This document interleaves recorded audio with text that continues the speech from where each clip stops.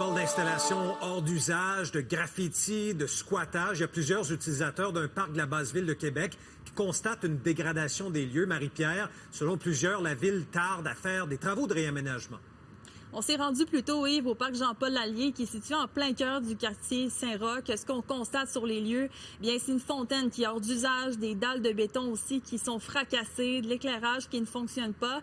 Et aussi le fait que j'ai rencontré des gens là, qui me disaient que ce n'est pas rare en raison de la forte présence de personnes en situation d'itinérance, qu'on retrouve parfois des articles de consommation au sol. Et pendant ce temps, bien, il y a plusieurs voix qui s'élèvent pour dénoncer le fait que le parc dépérit. De son côté, la Ville de Québec dit qu'il y a des travaux majeurs à venir pour le tramway, donc c'est pourquoi la Ville compte faire une analyse de l'endroit avant de réaménager le parc. J'ai rencontré aussi le candidat à la mairie de Québec, Sam Hamad, qui lui estime que c'est un manque de respect pour l'ancien maire Jean-Paul Lallier, qui avait inauguré ce parc-là en 1993 dans l'objectif de revitaliser le secteur. En fait, j'ai honte et j'ai un peu de frustration.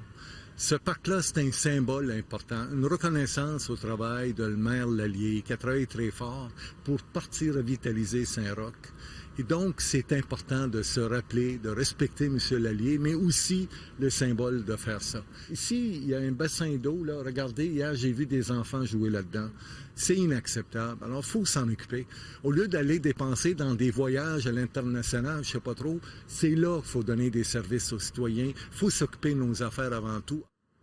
Et Marie-Pierre, qu'en pensent les citoyens que tu as rencontrés tantôt?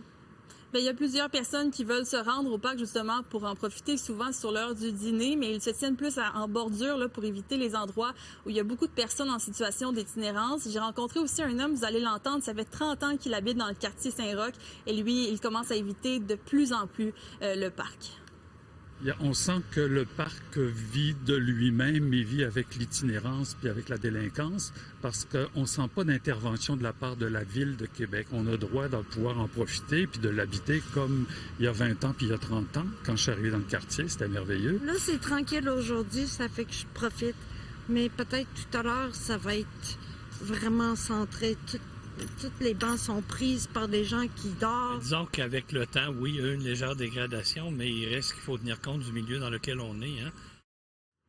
Et le cabinet du maire Marchand a réagi par écrit, nous dit rapidement là, qu'on reconnaît le problème, mais que c'est normal aussi qu'il faut coordonner les travaux du parc avec des travaux majeurs qui s'en viennent pour le tramway. Mais il y a des annonces là, qui sont prévues cet automne. Merci Marie-Pierre. Au revoir.